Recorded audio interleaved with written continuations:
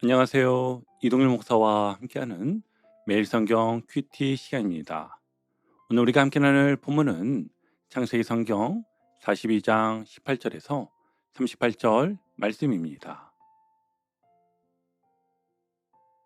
여러분, 우리는 살아가다 보면 왜 이렇게 일이 한꺼번에 꼬일까 싶을 때가 있습니다.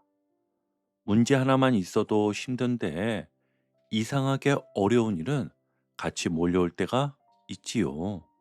가정에도 문제가 생기고 관계도 흔들리고 경제적인 어려움도 오고 마음까지 무너질 때가 있습니다. 그럴 때 우리는 보통 이렇게 생각합니다. 하나님이 나를 버리신 건가? 왜 이렇게까지 힘들게 하시지? 왜 자꾸 두렵게만 하시지? 그런데 오늘 본문은요, 굉장히 중요한 사실 하나를 보여줍니다. 하나님은 때로 우리 인생을 흔드시는 방식으로 회복을 시작하신다는 것입니다. 오늘 요셉 형들의 상황을 한번 보십시오. 기근 때문에 먹을 것이 부족해서 애굽까지 곡식을 사러 내려갔는데 갑자기 애굽 총리에게 정탐꾼으로 몰렸습니다. 얼마나 억울하고 두려웠을까요? 게다가 형제 한 사람은 붙잡혀 있어야 했고 막내 베냐민까지 데려와야 하는 상황이 되었습니다. 근데 거기서 끝이 아니었어요. 분명히 돈 주고 산 곡식인데 돌아가는 길에 보니까 그 돈이 자루 안에 다시 들어있는 것입니다. 여러분, 이건 그들의 입장에서 완전히 공포였을 것입니다. 이거 잘못하면 우리가 도둑으로 몰려 다 죽겠구나. 지금 형들의 마음은 점점 무너지고 있었습니다. 그런데 놀라운 건 하나님은 바로 그 무너지는 과정 속에서 그들의 마음 깊은 곳에 감춰져 있던 죄를 드러내기 시작하신다는 것입니다. 사실 형들은 20년 동안 죄를 숨기고 살았습니다. 겉으로는 아무 일 없는 척했지만 마음속에는 늘 우리가 잘못했다는 불편함이 있었던 것이지요. 왜냐하면 죄는 시간이 지나도 사라지지 않기 때문입니다. 덮어둘 수는 있어도 없어지지는 않습니다. 그리고 하나님은요, 사랑하는 사람을 그냥 내버려 두지 않으십니다. 하나님은 이들을 망하게 하려는 것이 아니라 진짜 회복시키기 위해 그들의 마음을 깨뜨리고 계셨던 것입니다. 여러분, 오늘 본문은 회복을 향한 조건이 무엇인지를 분명하게 보여주는데요. 회복은 그냥 시간이 지나면 저절로 오는 것이 아닙니다. 하나님 앞에서 정직해지고 죄를 인정하고 숨지 않는 자리로 나아갈 때 비로소 회복이 시작이 됩니다. 자, 그럼 이제 본문으로 함께 들어가 보겠습니다. 오늘 본문의 시작절인 18절을 보니 사흘 동안 감옥에 갇혀 있던 형들에게 요셉이 다시 말을 합니다. 함께 보면 사흘 만에 요셉이 그들에게 이르되 나는 하나님을 경외하노니 너희는 이같이 하여 생명을 보전하라. 아멘. 여러분, 이 장면이 굉장히 중요합니다. 지금 형들 입장에서는 요셉은 그냥 무서운 애굽 총리였습니다. 차갑고 냉정하고 자기들을 몰아붙이는 사람처럼 보였겠지요. 그런데 갑자기 나는 하나님을 경외한다. 이렇게 말합니다. 여기에는 아주 중요한 의미가 있는데요. 나는 분노로 움직이는 사람이 아니다. 나는 하나님 앞에서 행동하고 있다. 이 뜻이 담겨 있는 것입니다. 그리고 이어서 생명을 보존하라 라고 말하지요. 여러분 잘 보십시오. 형들은 사실 20년 전에 생명을 가볍게 여겼던 사람들입니다. 동생이 울부짖었습니다. 형들 제발 살려줘. 그런데 그 마음의 괴로움을 보고도 그들은 외면했었습니다. 그런데 오늘 요셉은 말하였어요. 나는 하나님을 경외하기 때문에 생명을 살리는 쪽으로 행동하겠다. 여러분, 이게 너무나 중요한 차이입니다. 하나님을 경외하는 사람은 생명을 함부로 대하지 않습니다. 사람은 쉽게 버리지 않습니다. 정죄보다 회복을 먼저 생각하게 되지요. 그래서 요셉은 형들을 완전히 가두지 않습니다. 한 사람만 남겨두고 나머지는 곡식을 가지고 돌아가라고 합니다. 왜요? 가나안에 굶주리는 가족들이 보였기 때문이었습니다. 여러분, 이것이 하나님의 마음이에요. 죄를 다루시지만 동시에 살리기를 원하십니다. 그래서 하나님은 우리를 무너뜨리실 때도 목적은 파괴가 아니라 회복임을 우리는 알고 있어야 합니다. 그리고 드디어 형들 안에서 숨겨졌던 죄가 올라오기 시작하였습니다. 우리 21절 함께 보시면 우리가 아우의 일로 말미암아 범죄하였도다. 아멘. 여러분, 드디어 입이 열렸는데요. 20년 동안 덮고 살았던 죄가 마침내 터져 나오는 것입니다. 그런데 이 고백이 정말 놀랍습니다. 형들은 말합니다. 우리 다시 한번 21절을 볼게요. 그들이 서로 말하되 우리가 아우의 일로 말미암아 범죄하였도다.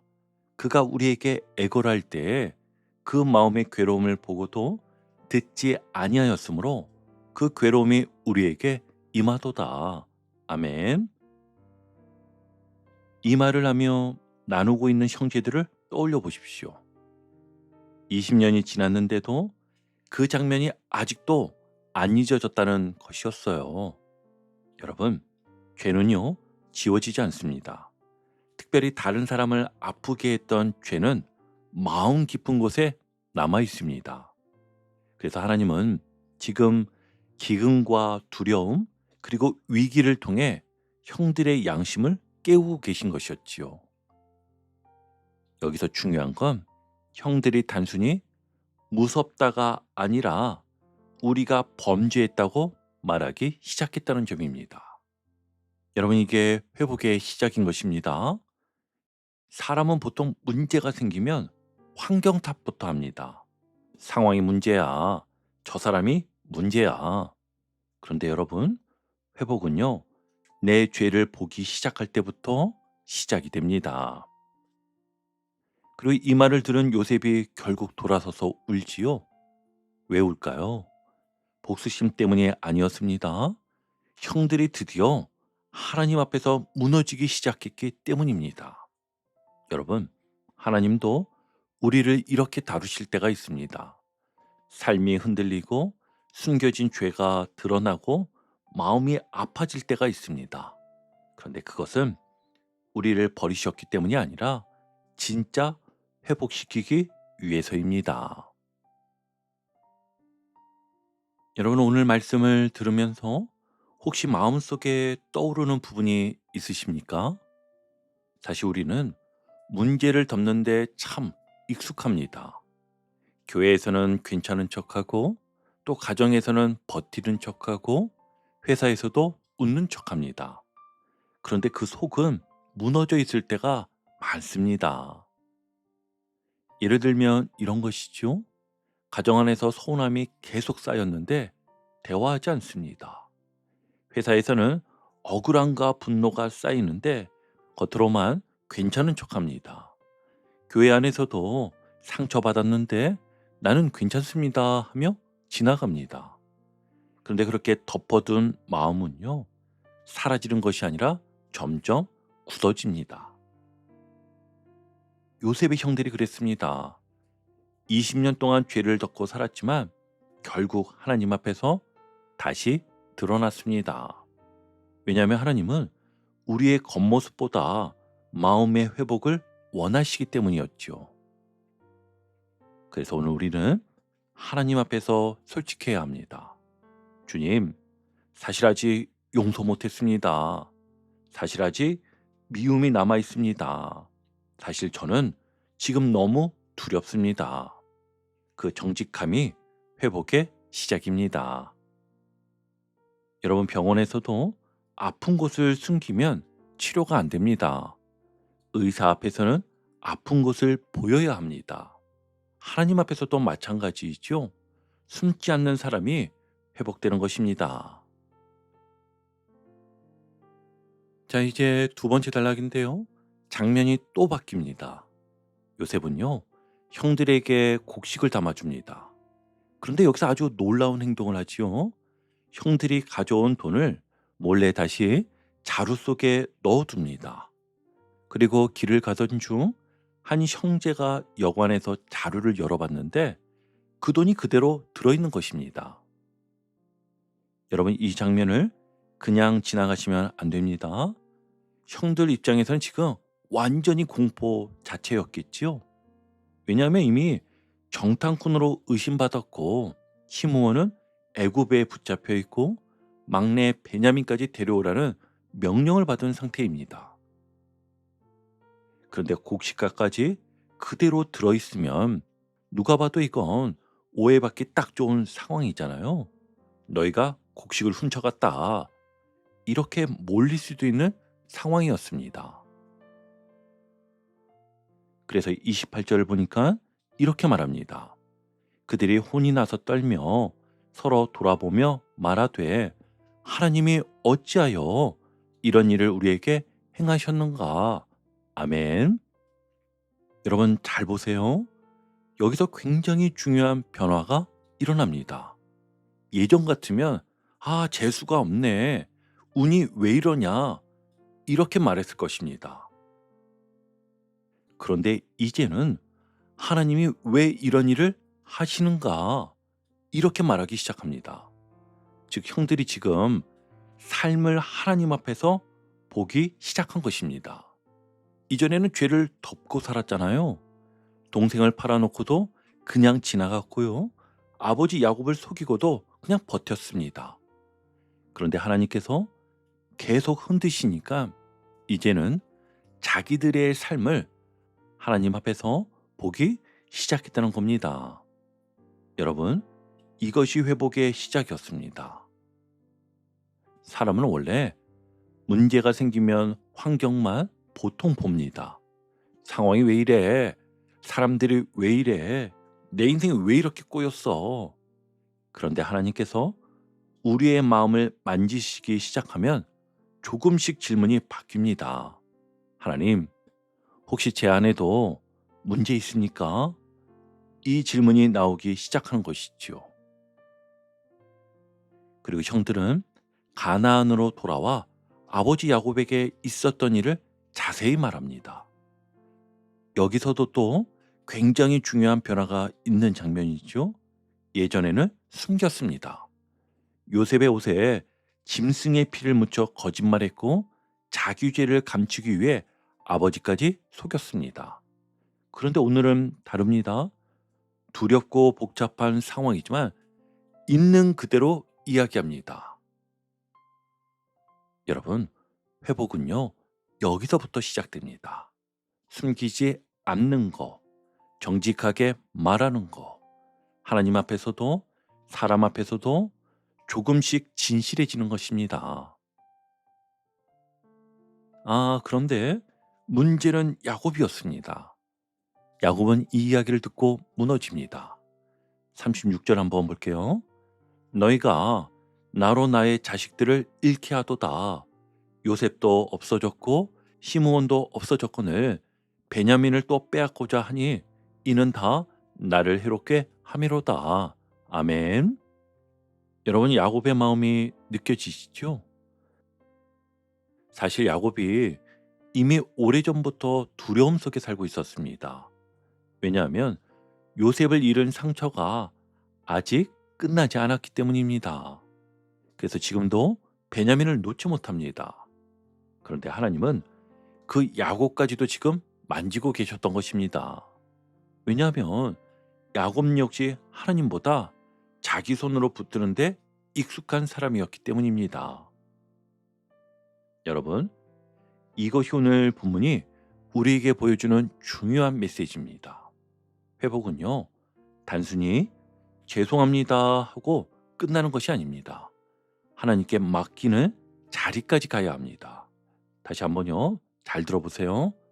회복은요, 단순히 죄송합니다 하고 끝나는 것이 아닙니다. 하나님께 맡기는 자리까지 가야 합니다. 내 계산, 내 두려움, 내가 통제라는 마음을 내려놓고 하나님을 신뢰하는 자리로 가야 진짜 회복이 시작됩니다. 여러분, 오늘 말씀을 들으면서 어쩌면 이런 생각이 드실 수 있습니다. 아, 야곱의 모습이 꼭 내 모습 같구나. 우리도 그렇지 않습니까? 하나님을 믿는다고 말하지만 실제로는 내가 붙잡고 있어야 안심이 됩니다. 가정도 내가 붙잡고, 자녀도 내가 붙잡고, 관계도 내가 붙잡고, 또 미래도 내가 계산하려고 합니다. 그런데 하나님은 때때로 우리가 붙잡고 있는 것을 흔드십니다. 왜요? 괴롭히려고요? 아닙니다. 이제는 나를 신뢰하라 말씀하시는 것입니다. 예를 들어 이런 것입니다. 회사에서 억울한 일을 당했는데 자꾸 내 방법으로만 해결하려고 합니다. 그래서 더 조급해지고 더 예민해지고 더 불안해집니다. 그런데 하나님은 말씀하십니다. 정직하게 가라. 숨기지 말아라. 내게 맡겨라. 가정도 마찬가지입니다. 계속 통제하려고 하면 관계가 더 무거워집니다. 그런데 하나님께 맡기기 시작하면 조금씩 평안이 찾아옵니다. 여러분, 믿음은 모든 상황이 이해돼서 맡기는 것이 아닙니다. 여전히 두렵지만 그래도 하나님을 신뢰하는 것입니다. 오늘 형들도 앞이 다 보였던 것이 아닙니다. 오히려 더 복잡해졌습니다. 그런데도 결국 진실함으로 움직이기 시작합니다. 하나님은 바로 그 자리에서 회복을 시작하십니다. 이제 오늘 큐티를 정리하며 마무리하겠습니다. 여러분, 오늘 본문은 우리에게 아주 분명하게 말씀합니다.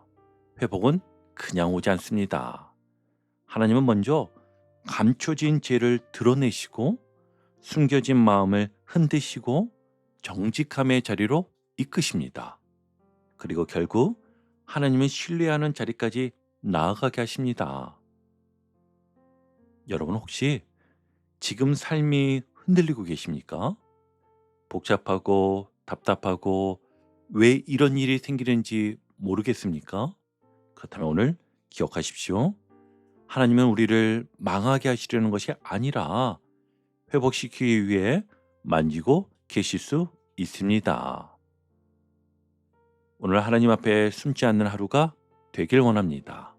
주님, 제 안에 감춰진 부분까지도 만져주십시오. 그리고 하나님을 신뢰하게 하십시오. 그 은혜가 오늘 우리 모두의 삶 가운데 함께 하시기를 주님의 이름으로 축복합니다. 아멘.